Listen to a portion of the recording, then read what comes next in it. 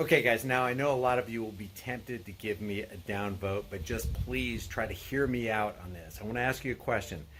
Is the guy who went after the cops with the machete automatically in the wrong?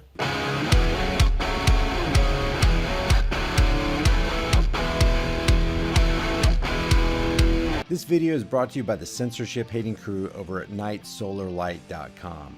This brand new ultra bright wireless floodlight with motion detector makes it super easy to light up all the dark spots in your yard.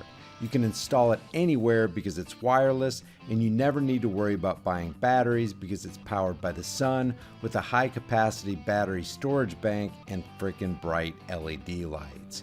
Don't spend hundreds of dollars on floodlights. Go to nightsolarlight.com and get 52% off with free shipping. The link is in the description. I appreciate you guys being here. So let me just start this off with this.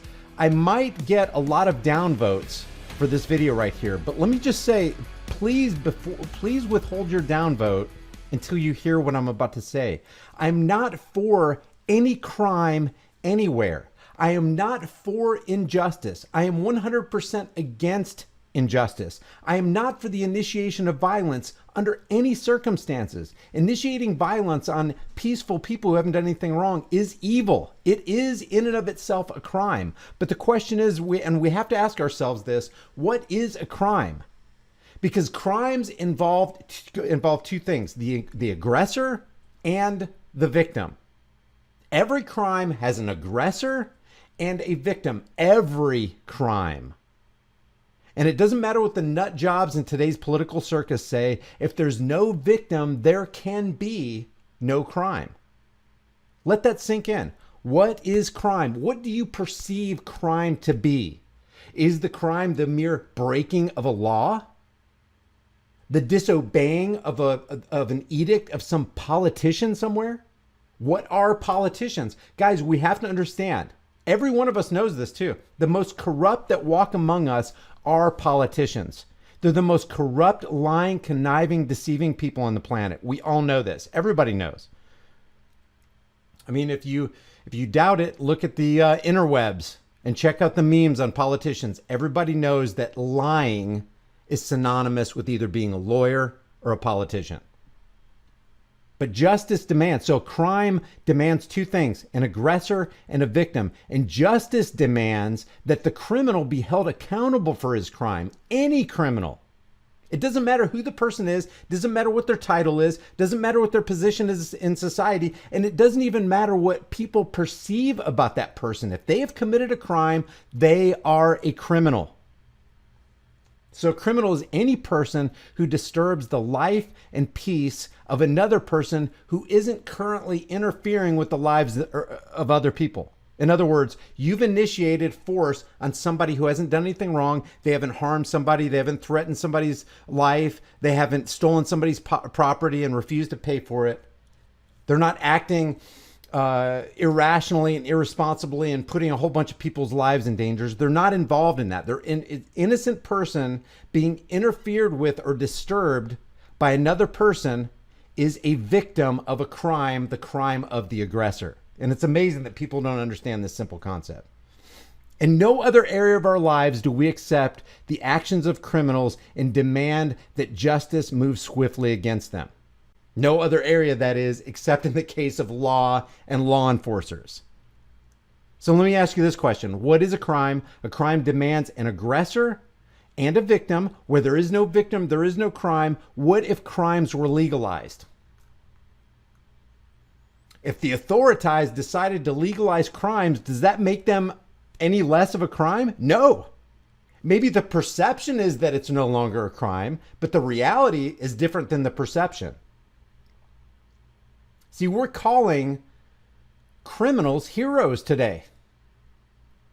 And that's part of the psychological operation that brings people down, that demoralizes and dehumanizes people and unsettles them and makes society unstable. When you start not understanding what the definitions of things like crime and justice and injustice, what's an aggressor? When you don't understand those things and they start changing definitions and we get into all this news speak, people don't even understand what's going on. And then at the end of it, society gets so sick, so disturbed, so turned around, so backwards that they start calling criminals heroes. And that's what we're seeing now, and we've seen it for a long time.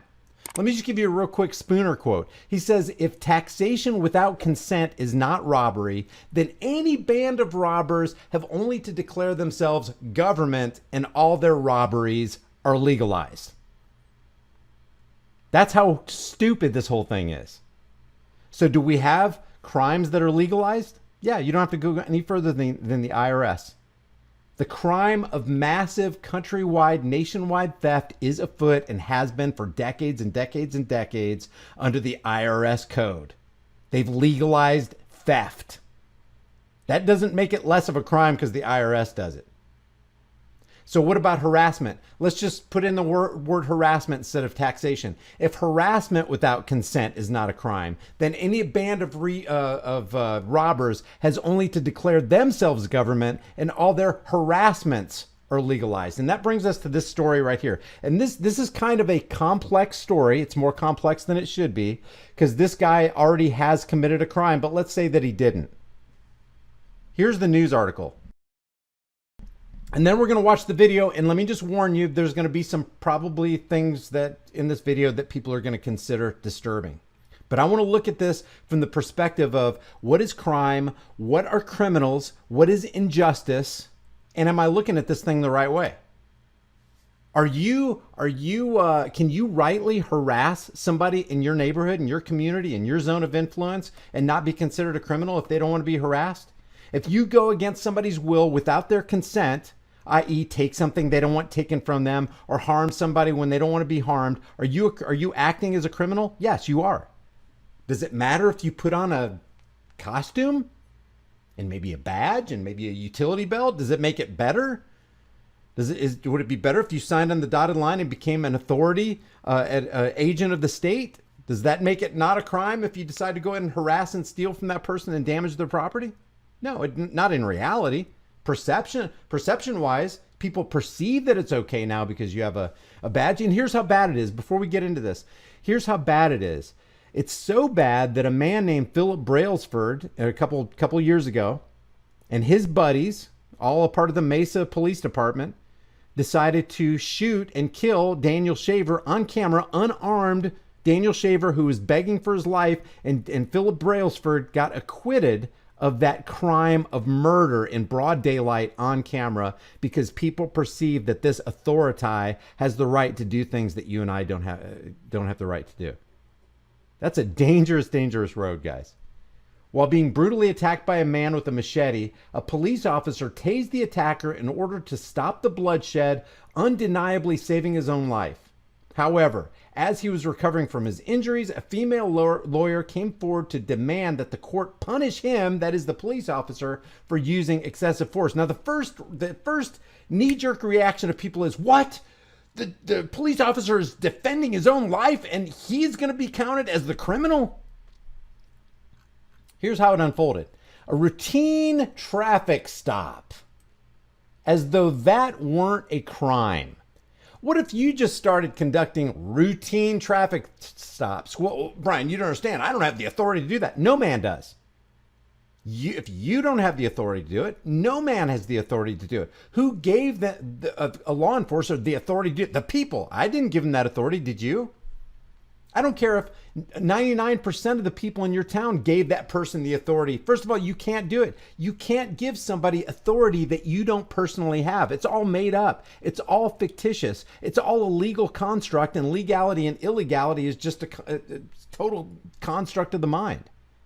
A routine traffic stop. Let's just call it what it is. It's a harassment stop. It's a place where people say, hey, it's okay for these people in these costumes to harass people whenever they want.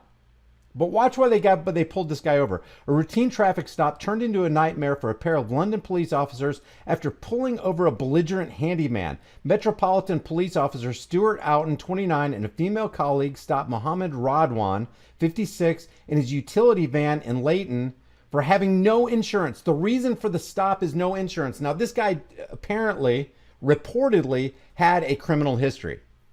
It seems that he was a bad dude, because he actually committed a crime. One or two of those crimes was rape, and there were two other attacks by a machete. He's going to get out his machete and defend himself in this one. But let me make it clear. I am not for the guy with the machete. I'm not in his corner, and I'm not in the corner of the cops.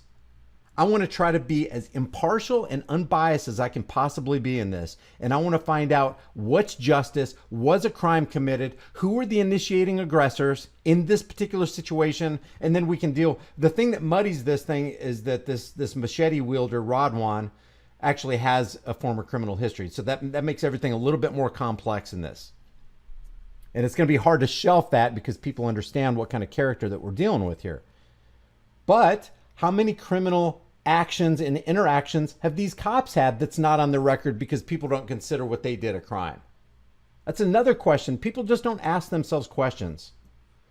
In his utility van in Leighton for having no insurance. So that's why they stopped this guy, because he had no insurance. Oh my God, was he committing a crime? No, he wasn't committing a crime at that time. However, the driver, who has previous convictions for rape and 2 prior machete attacks, that's not good, wasn't about to comply. While resisting officers, Radwan returned to his van and grabbed a 2-foot-long machete before suddenly launching a vicious attack on Outen. He then punched the officer and began hacking away at him with the blade, causing serious wounds to his head and arms. It was then that Outen had to make a split decision that meant the difference between life and death. That's when he pulled the trigger on his taser. Here's what Outen looks like after he got attacked by Rowden. Officer Outen pulled out his taser and hit Radwan with a life-saving voltage, which fortunately stopped the butchery. Incredibly, despite his deep gashes in his head and face, broken fingers, and a mutilated arm, the officer managed to restrain his attacker. Who drew first blood? Who initiated the force? Who initiated the harassment? Restrained his attacker? What if these weren't cops? What if these were just regular thugs trying to pull this guy out of his van? And then the guy got a machete. People would view Radwan as the hero for the exact same interaction. If instead of these 2 badged uniformed law enforcers, it was just some random thugs who were trying to, get Radwan for whatever and try to pull him out of his van, maybe steal his van, maybe, do other harm to him that Radwan's not aware of, and he decides to defend himself with a machete, we would view Radwan as the hero. And we would not feel sorry at all for the criminal if they got a gash on the side of their head. But for some reason, if the initiators of force come with the authority of the state and call themselves police officers, it's a completely different story. Enforcing insurance. Think about that. How can you be a free man if other men are going to force you to have insurance? You don't understand. He broke the law. He should have had insurance. In other words, what you're saying is he should have obeyed the political parasites who are in the back pockets of the insurance company because it's all a racket. Politicians and government are involved with insurance companies, and they're giving insurance companies a free ride by forcing you to carry insurance on your vehicle that they force you to have registration on. It's all a racket. It's a money-making racket. So the badged law enforcers who pulled this guy over are revenue generators. That's what any thug is who wants to, harass you and collect from you and steal your money. They're revenue generators too. It's just that in our society, there are certain revenue generators that are accepted and certain ones that are eschewed or looked down upon. Even though Officer Outen was considered a hero for taking down the machete hacker, his battle is far from over. In fact, not only is his method of policing being brought into question, but he's also at risk for being held responsible for the violent attack. And they were the initiators of the aggression. What does crime? What does criminality need? What does crime need? It needs two things: an aggressor and a victim. Who was the aggressor in this situation when they pulled him over for no insurance? The aggressor were the cops. The victim was Radwan. I'm still not in Radwan's corner. I think it's crazy to come out against guys. If you're going to come out against law enforcement, you have to understand that they will deploy all the resources and manpower of the state to bring you down. They will hunt you down to the ends of the earth because they can't have somebody doing what they did. Am I saying what Radwan did was that wise? Absolutely not. Was he defending himself? Absolutely. Do I agree with a machete on the side of the head? It seems a little extreme to me, but would I call it extreme if it wasn't a cop? And Radwan doesn't know if he's going to make it home alive to his family that night because initiators of aggression came up to him, to his vehicle, forced his vehicle door open and tried to force him out of it. Would I think about that differently? I think so. I think we all would. But for some reason, the veil of deception shrouds our minds and makes us incapable of reasoning our way out of this thing. The Sun reports that attorney Sophie Khan has accused Officer Outen of using, quote, excessive force on an innocent man who was simply acting in self-defense. Was Radwan acting in self-defense? Looks like it to me. He didn't ask for the aggression. And again, I'm not in Radwan's corner. I don't know how a rapist and a potential machete wielder, machete criminal, if he was committing a crime in those other two instances weren't issues of self-defense. How could this guy be out? I don't know. On Twitter, the lawyer sparked controversy, and she's getting seriously ratioed. If you look down here on this Sun article, look at the ratio right here. This is Sophie Khan's Twitter feed, and she's got 2 likes and 241 comments. If that ain't ratio, there ain't no such thing as ratio. 28 likes and 843 comments. She says, in response to your question, as there are clear concerns as to the excessive use of force by PC Outen, Mohammed Radwan was found not guilty of attempted murder and possession of an offensive weapon. There remains a risk to the public by police misuse of taser. There's always a risk to the public when a law enforcer is out and at large. Always. Always. One of the most dangerous interactions you can get in is at the roadside at the hands of a police officer. Why? Because they have authority. They have power. What does power do? Power corrupts. And absolute power corrupts absolutely. They know they got you. You can't resist. If you resist, they'll take you down. If you somehow overpower that first line of defense and their partner, they'll put the helicopters in the air and the dogs on the ground and the units on the street. You're not going to get away. We got to look at this thing a different way. We got to look at this thing through the eyes of justice and what is right, and get away from all the euphemisms, the emotionalisms, the lies, the fear-mongering. On Twitter, the lawyer sparked controversy by questioning why the Metro Police, quote, haven't started disciplinary action against PC Outen for assault and battery on Mohammed Radwan. Because, truly, they did initiate the force. So let me show you this video right here. Remember, there's a warning. This video contains content that some might find distressing. So here we go. And I think in the first part of this, the body cam doesn't have audio, I think. Let me see. Yeah, there's not.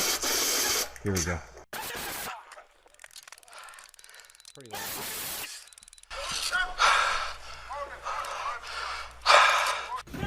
That's the problem. That's the problem with these body cams. They peak out. The audio peaks out. I don't know why they can't perfect that technology. Almost every body cam, even the Axion ones, when the audio gets too far up, it completely peaks out.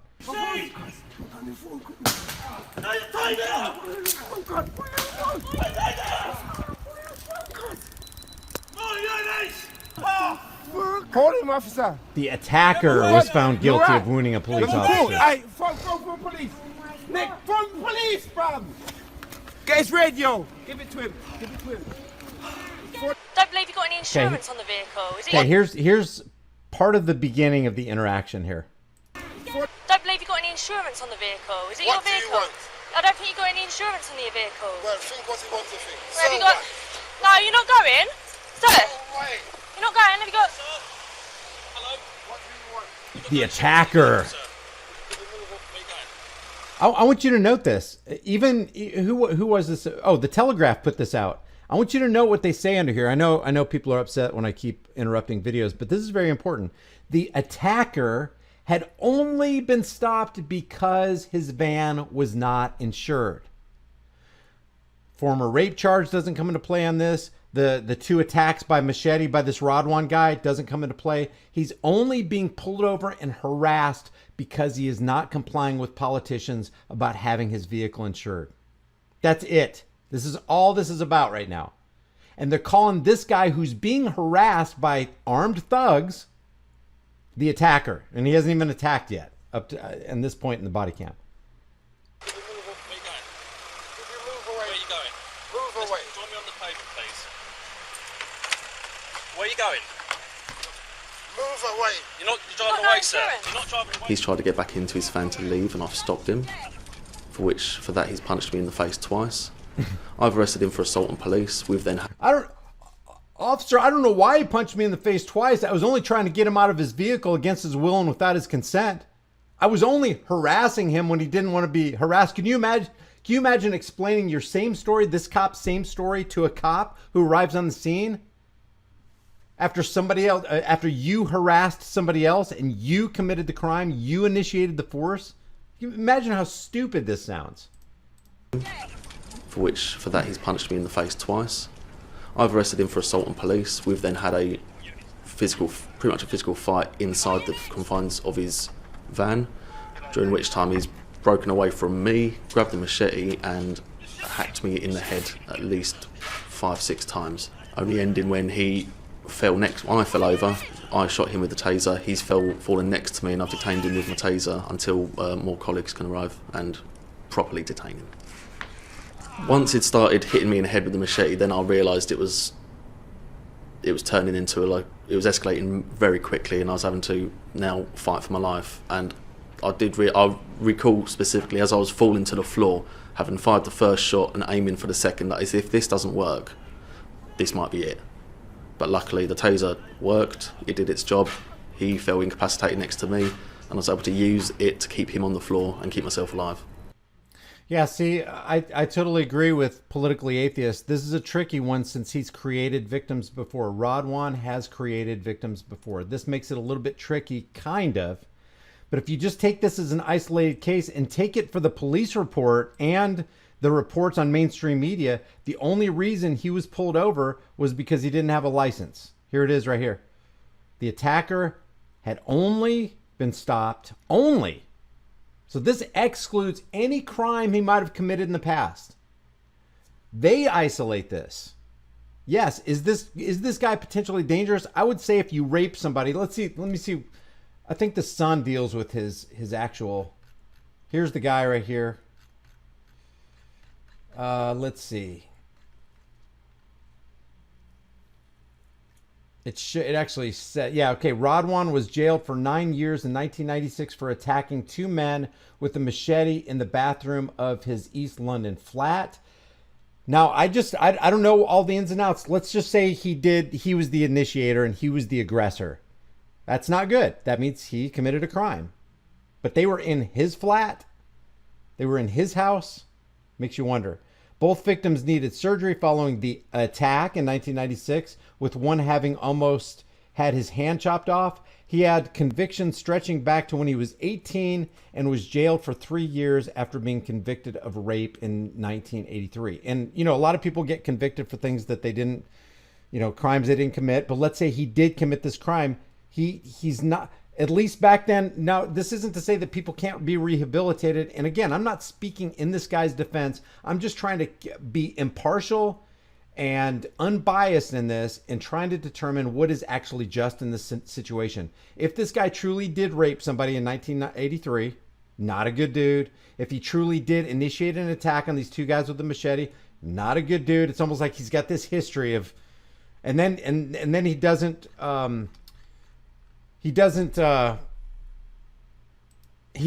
have it within himself to come up with any wisdom to not attack the police. You're going down if you do something like that.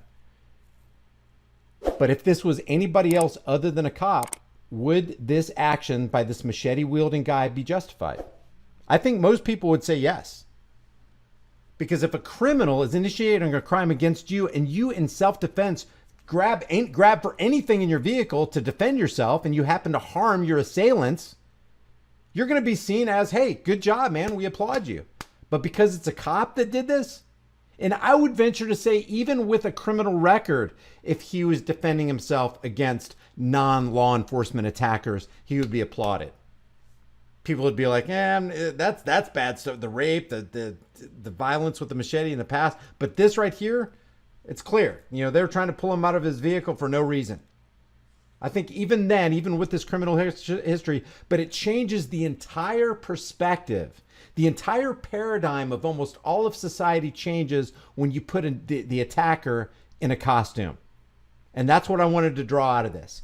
I want to make it very clear in case this shows up on YouTube or whatever. I am not for violence. But I am at the same time for the self-defense. Totally for self-defense. I'm against the initiation of any violence. I don't care who the violence comes from. And I would like to know your take on this. I know that there are people out there who just automatically just give the benefit of the doubt to the badge law enforcers. Automatically. Like they can do no wrong. You're right because you're a law enforcer. So, you know, we applaud you. Whatever your actions were, they just had to be right. There are people out there who actually believe that. Well, you're out there protecting and serving and you have a dangerous job and you got to go home to your family too. And they come up with all these excuses to cover for the clear criminality of badged law enforcers. I ain't on board with that. I just want to look at things. And if I'm wrong, let me know if I'm wrong in the comment section. I predict that there's going to be a fair amount of downvotes on this. But I hope I made myself clear that a crime isn't a crime because you broke the laws of politicians. And I'll give a quick example. I always give the same example. But at 11:59, the night before Prohibition went into effect, at 11:59, you got alcohol on your shelves. You're buying and selling and transporting. You're out in the street. And you got a whole van full of alcohol that you're about to sell and distribute. And automatically at 12 o'clock, because the politicians say so, you become a criminal as you're transporting the same alcohol you were transporting 60 seconds before. And now you're a criminal. What magic is this? It's insanity to think that that guy traveling down the road wasn't a criminal, is not a criminal, not a criminal, not a criminal. 12 o'clock, now he's a criminal because the politicians say he's a criminal. You're not a criminal because you broke an edict of a politician, which is a law. And what is a law? It's the opinions of politicians backed by the threat of force. That doesn't make you a criminal. What does make you a criminal, logically, realistically, is that you harmed somebody, or you threatened to harm them, or you took their stuff against their will and without your consent. You went against the will of another man, another individual. That's what makes you a criminal. So the two elements you need for a crime is the aggressor and the victim. If there is no victim, there is no crime, and politicians can't be victimized because you disobeyed their laws and their edicts and their arbitrary commands. So I want to hear what you guys have to say about this. I'm putting myself out on a limb on this one because I know a lot of people aren't going to like this, because I know there's a lot of people out there who like cops so much that they can't see outside of the paradigm that they've been cemented in. So if you enjoy these videos, if you get something out of it, give this video a like, share it with everybody you know. Don't forget to subscribe to my private email list through my website, highimpactflix.com, and sign up to me or subscribe to me on Odyssey and on BitChute. And if you want to support the channel, the Patreon, PayPal, subscribe, start, and Bitcoin links are in the description below, or get one of these hard-hitting conversation starting shirts from the short store. I'll see you guys in the next heavily censored shadow ban video.